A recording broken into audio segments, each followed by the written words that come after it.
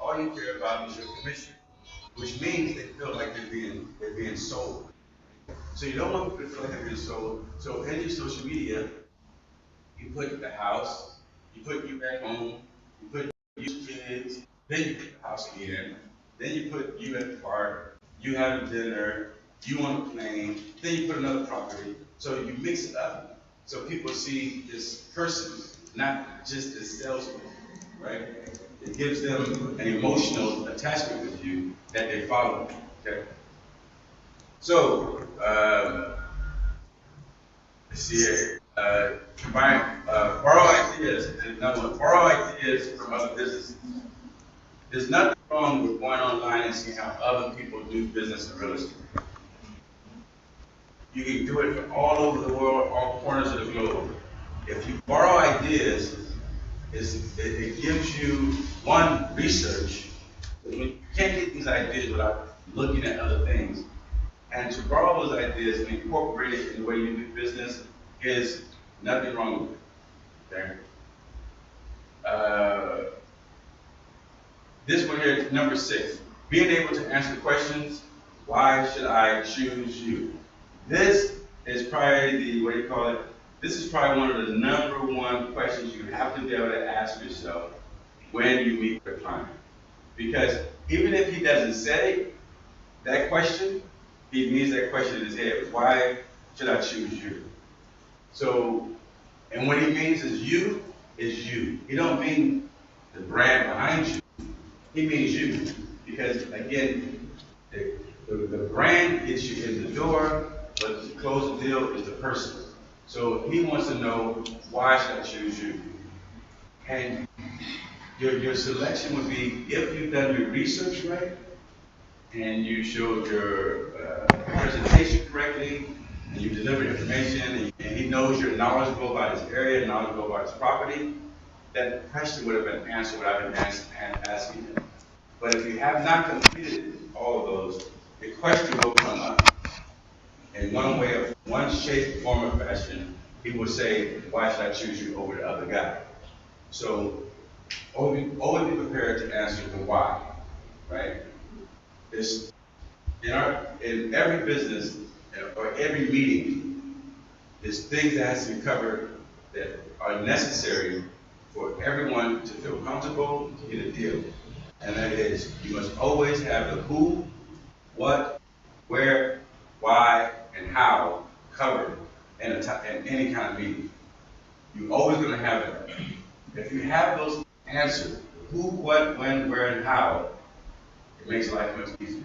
If you get stuck on one of those answers, that's the point where you go, you're not sure. Okay? All right? Now let's move on. Okay. Number 8. You should also think about things you can offer your customer as part of the marketing and something that you can become known for. What can you be known for? What in your marketing can you be known for that another competing agent can't be known for, right? And that would be, for example, you're known for this area. This area is your area. No one can touch you in this area. You're an expert in waiting. And so can that guy go out and find another expert of waiting? The pot gets smaller. He can find many agents around, or many people in the business, but can he find someone that specializes right in this area? So that's what you want to be known for. Okay? Known for what you specialize in. I always tell agents to find a special part of the market that's your part of the market. If you find that part of the market that you specialize in, no one can compete with you in it because you're the expert in that part. It's the same as with law. You know what I mean? Or any profession, you have to get a specialty. You can't just throw a blanket out there and say, I do everything. Because if you say you do everything, guess what happens? No business comes your way. And that's the same way as we go back to point 5 about promoting your business. You can't promote your real estate and promote you have a car wash and promote you have a restaurant. It cannot work that way. Everybody in life would love to be a mogul and have a lot of stuff going on. But to be a mogul, you can't do it yourself. It's a team that's doing it. So when you're speaking about people, and it's something that you're passionate about, speak about one thing you're doing. Don't speak about everything. And then when you meet with clients, you meet with a client to talk real estate. Do not tell them about your restaurant business. They don't care. They don't care about your salon. They don't care about your online shop. They don't care. What you do when you mention another business to a client that you're involved with, it tells the client that you are not serious about this business. Which means what you've done, destroy trust. Because why am I giving this guy business? This is not his full time. He got other things to do. You know what I mean? They want someone dedicated to this business. Many people try it. You know, like I know some people. I know some great guys in the East Coast. They're Delalis. And I set them up with an appointment. I gave them business to find guys plots with them. What do they do when they get in the car with them? They say, "Oh, I also have a taxi business."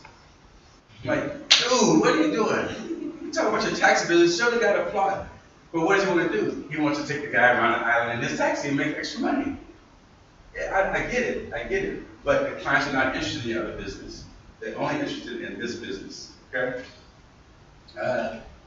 Any good marketing pieces is better if it's specialized. Like again, if you go to market is your specialty. I'm the agent known for selling hotels. I'm the agent known for selling beach clubs. I'm the agent known for selling single family houses. Whatever it is, it's a specialized market. Market yourself to REMAX Sales Associates. So we have this as a REMAX Sales Associate, but you should market yourself to other real estate agents and delalis and brokers. Don't just market to the clients, market to the industry. Those delalis, those travel agents who, you got travel agents who are also / real estate agents.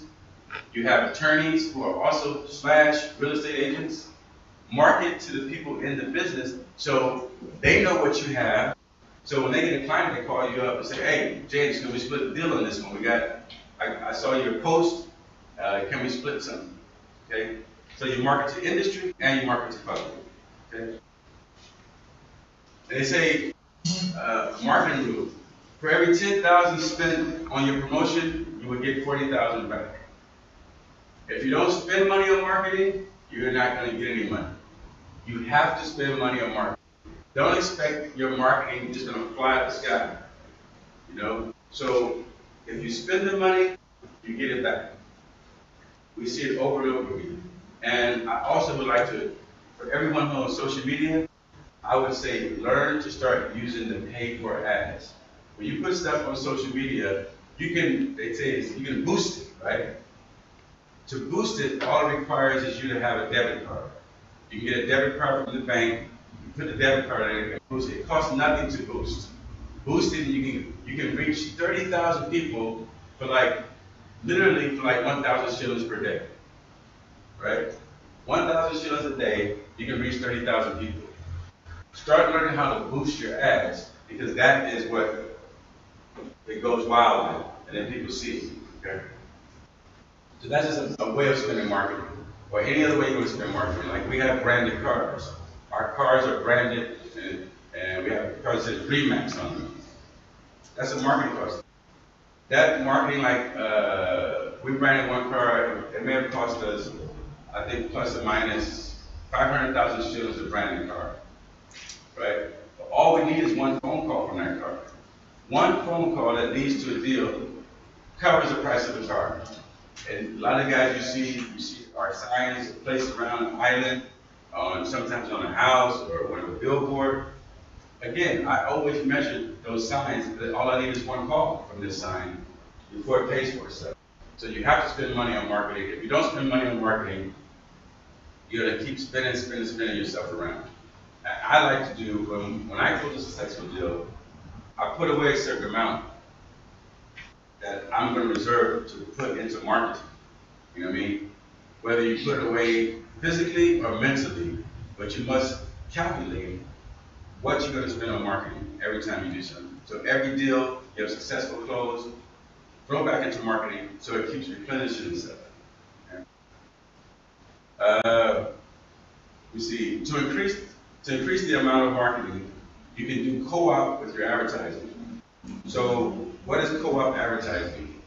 Co-op advertising would be your like Ahmed here and Hassan, they go together and do marketing together on their properties. You know, they spend it together, take the marketing costs together, put their faces together on a billboard, share the accounts of the, what do you call it, the Instagram account, both having the same access, both posting, that's co-opting, okay, sharing it together. Get a second opinion from your broker or manager. If you're going to do some stuff that you want to do mass, talk to someone else, manager or broker, run it by them to make sure that this is the marketing idea.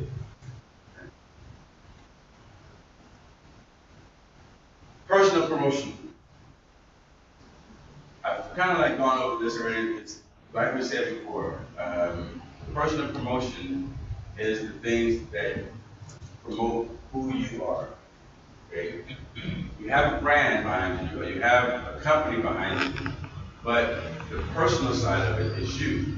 And that personal promotion, like I suggested before, is showing you eating food somewhere, showing you on the beach, showing you taking a drive, showing you on the ferry. All these things, showing you with your kids.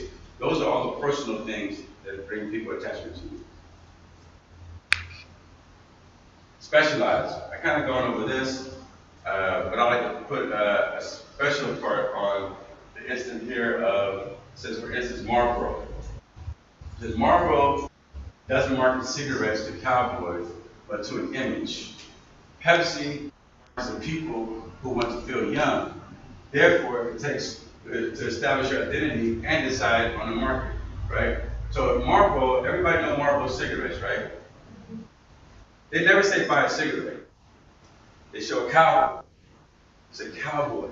And then at the end of the cowboy, Marlboro, right? That's how they market it, because everybody wants to be a cowboy. You guys have cigarettes that market.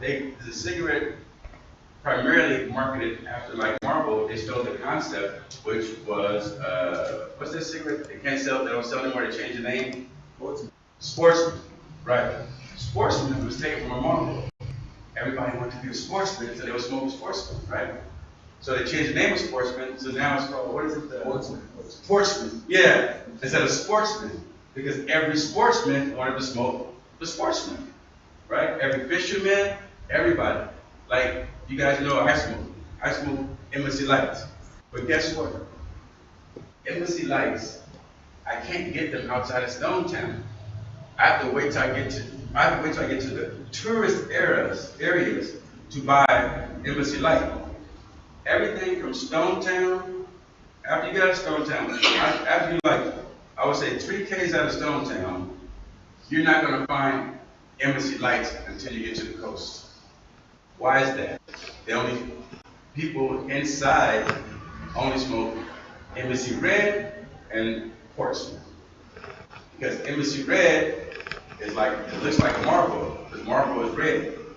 Marlboro was the first cigarette to come out red, which means, what does red mean to you in your mind?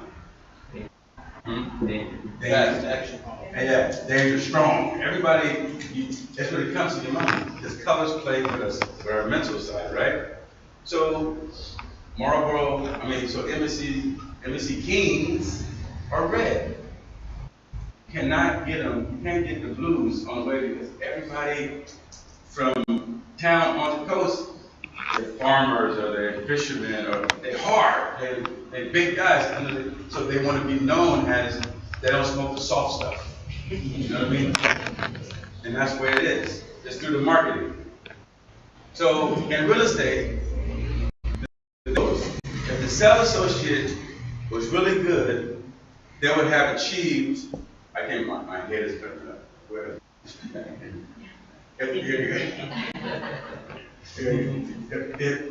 In real estate, the thinking goes, if the sales associate was really good, they would have achieved. They could have boasted about. They can achievements they can boast about. So if you're not boasting, I don't like the word boast. I would say promote about. I don't like the word boast. But if you're a great sales associate, you should have successes that you can promote. You know what I mean? And that's what we go back and forth. You must promote your successes, your closings, your new this, and it gives everyone. So we can take this because everybody here is not in real estate sales. Everybody has their own other profession. But if this relates even to your profession, that you should promote the successes within your profession so people know, because that is what's going to drive more business people to you, is because of successes. Everybody, I think everyone in the whole room can agree, everybody likes to be associated with winners, right? If you were a winner, the other person just wants to be close to you so they also could be a winner. Because what does a winner mean? It means that winner has people around him that's also winners. And there's a group of winners. You cannot win alone.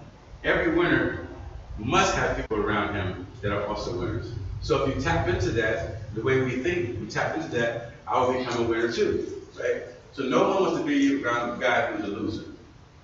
Like, people who complain all the time. How many guys, by raising hands, have friends who always complain? Right. And what do you do when those friends always complain? You listen 1, 2, 3 times, right? But by 4, you're like, all right, come on, man, enough. You know what I mean? And you stop picking up their phone because you know that phone call is going to be a complaint, right? So that's a loser. Nobody want to be associated. I certainly don't. I tell you the honest truth. I feel like I got enough of my own issues to deal with someone else's. And I had a great friend of mine, same guy I told you guys about, that was my first client in real estate. The guy is still friends to this day. We became friends from me being him being a client. And he told me once, he says, James, please don't tell me about your problems. If you tell me your problems, I think they're going to spill over on me, and I'm going to run. Since that day, I promise you, I stopped talking about my problems. Because it's true. Nobody want to help you with your problem. They will listen, but they're not going to try to solve it for you. They may show compassion. Or they may say, sorry, boy, but they're not gonna solve it for you. So why tell them anyway? What most people like to do with problems is have that information so they can tell someone else how bad you are doing or how much trouble you're in. That's all they use it for, not to solve. The only people who care about you is your mother. Scrap everybody else. That's the only way you can tell your problems to. Everyone else, do not tell them your problems. All it does is make you look bad and you push them away because you always have a problem. Right? And problems are only excuses for the. It's only an excuse. You're making up that you didn't get it done or you couldn't solve it. This is an excuse. Nobody wants to be around people with excuses. People, these ladies, they work in REMAX. They know what I feel about excuses. You know what I tell my staff? You all sick.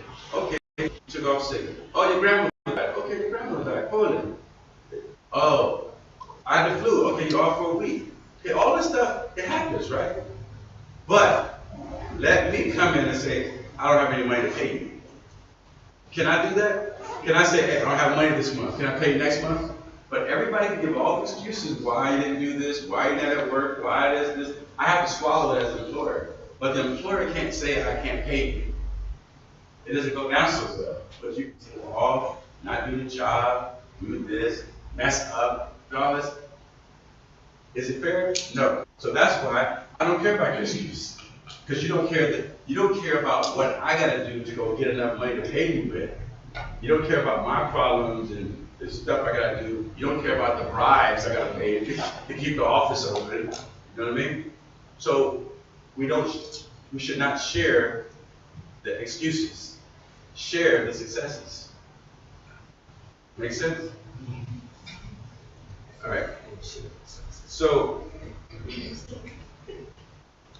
proof of success. Proof of success is ad writing, And then the results of, excuse me, I need to get, excuse me.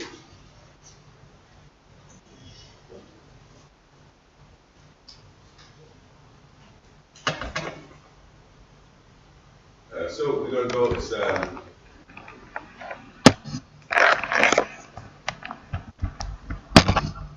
so we said about the ads. This is related to like the old-fashioned ads. That if you the ad generates a substantial response, it's undoubtedly worth the investment. Conversely, it generates little or no response, it is ineffective. So this is in relationship to traditional ads. Traditional ads, what we used to do before in real estate is we always put ads in the newspaper. The newspaper, the billboards, print stuff, you walk into a store, we would have pamphlets there, things like that. But nowadays, we got digital, we're social media. So the good thing about it is that the digital, you can measure the response instantly. With a newspaper, you can't measure the response. The person goes to the newspaper, you may get phone calls, you may not, but you're not sure where it came from. With the digital marketing, be able to use Facebook, Instagram, LinkedIn, or what's the other one, TikTok, all these things, you can measure the response of these ads immediately. You know which country liked it, you know how many people liked it, you know what time they did it, and it also has the click button to say learn more. So you can measure how many people actually sent you a message from it. So you must be able to have a measurement of how effective was the advertising. Create a positive impression, which we spoke about. A positive impression would be you and your life. And what are you doing that gives people the trust they need? Describe a property so people can imagine themselves walking through the property. This is what I've always told people, when you write what do you call it? When you write a description for a property ad, that ad should read as you walk on the property, right? So when people read it, you shouldn't just write the ad saying 2-bedroom, 3-bath, house in the Grange. It's not attractive. You should start off from, as you enter the driveway, you would notice the interlock paving with a lovely bougainvillea wrapping around the wall. As I enter the foyer of the house, the marble tiles. You know, you describe it the way you walk in it, all right? Not just the features of the house, but the feeling of the house. That's what gives people. That's what gives people the attractiveness, so they can imagine in the house, or the property, or the hotel, or even the plot, a nice